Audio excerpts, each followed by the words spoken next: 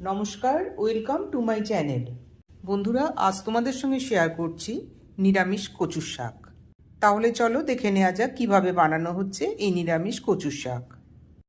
কচুর শাকের পুরো একটা বান্ডিল এখানে নিয়েছি, সেটা এইভাবে ছোট ছোট পিস করে কেটে একদম পরিষ্কার করে ধুয়ে নিয়েছি।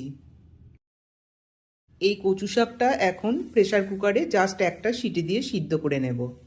পরিমাণ মতো নুন দিয়ে দিলাম। এখানে নুনের মাপটা বললাম না, কে কতটা কচুর শাক নেবেন তার উপরেই নির্ভর করছে এই নুনের পরিমাণটা। খুব সামান্য জল দিয়ে দিলাম সিদ্ধর জন্য, এছাড়া কচুর শাক থেকে অনেকটা জল বেরোবে। একটা সিটি পড়ে গেছে, গ্যাস অফ করে দিলাম। প্রেসার কুকারটা একটু ঠান্ডা হয়ে গেলে খুলে দেখিয়ে দেব। প্রেসার কুকার ঠান্ডা হয়ে গেছে, এবার খুলে দেখিয়ে দিচ্ছি কচু শাকটা কীরকম সিদ্ধ হয়েছে। শাকটা একটা ঝাঁঝরির মধ্যে ঢেলে দিলাম এই জলটা ঝরানোর জন্য। জলটা আর নেওয়া যাবে না, এই জলটা ব্যবহার করলে পরে কিন্তু কচুর শাক খাওয়ার পর গলা চুলকাবে। কড়াই বসিয়ে দিয়েছি, দিয়ে দিচ্ছি পরিমাণ মতো তেল।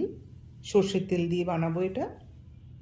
ফোড়ন হিসেবে দিলাম 1/4 চা চামচ সাদা জিরে, 2টো তেজপাতা, 2টো লাল লঙ্কা, এখানে 1/2 চা চামচ চিনি দিচ্ছি, আর চিনিটা তেলের মধ্যেই দিয়ে দিচ্ছি। ফোড়ন রেডি হয়ে গেছে, এবার কচুর শাকটা দিয়ে দিলাম। ফোড়নের সঙ্গে কচুর শাকটা খুব ভালোভাবে কষিয়ে নিতে হবে। এই শাক কষাতে কষাতেই রান্নাটা হয়ে যাবে। বন্ধুরা, তোমরা অনেকেই ইলিশ মাছের মাথা দিয়ে কচুর শাক রান্না করেছো। একবার নারকেল কোড়া দিয়ে নিরামিষভাবে বানিয়ে দেখবে, এর স্বাদও হয় দুর্দান্ত।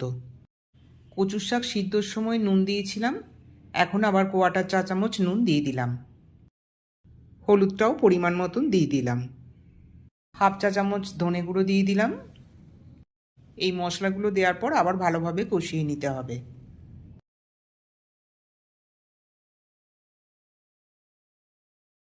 দিয়ে দিলাম 2টো চেরা কাঁচা লঙ্কা, দিয়ে দিলাম পরিমাণ মতো নারকেল কোড়া। নারকেল কোড়াটা দেওয়ার পর খুব ভালোভাবে আবার শাকের সঙ্গে মিশিয়ে নিতে হবে। আর দিয়ে দিচ্ছি কিছুটা সিদ্ধ গোটা মটর। 1/4 চা চামচ গরম মশলার গুঁড়ো।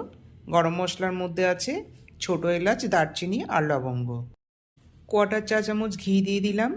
যেহেতু এটা নিরামিষ পদ, সেজন্য এইগুলো একটু দিতে হবে। কচু শাক একদম রেডি হয়ে গেছে। নামাবার আগে এখানে দিয়ে দিচ্ছি 1/2 পাতিলেবুর রস। এবার এই শাক প্লেটে পরিবেশন করে দিচ্ছি। সাজানোর জন্য উপর থেকে কিছুটা নারকেল কোড়া দিয়ে দিলাম। বন্ধুরা, নারকেল কোড়া দিয়ে কচুর শাকের রেসিপি তোমাদের কেমন লাগলো তোমরা অবশ্যই কমেন্ট বক্সে কমেন্ট করে জানাবে। পাশাপাশি অনুরোধ রইল চ্যানেলটি লাইক, শেয়ার ও সাবস্ক্রাইব করবার জন্য। কচুর শাক প্লেটে পরিবেশন করে দিলাম। আজকে এই পর্যন্তই, আবার দেখা হবে অন্য কোনো রেসিপি নিয়ে। নমস্কার।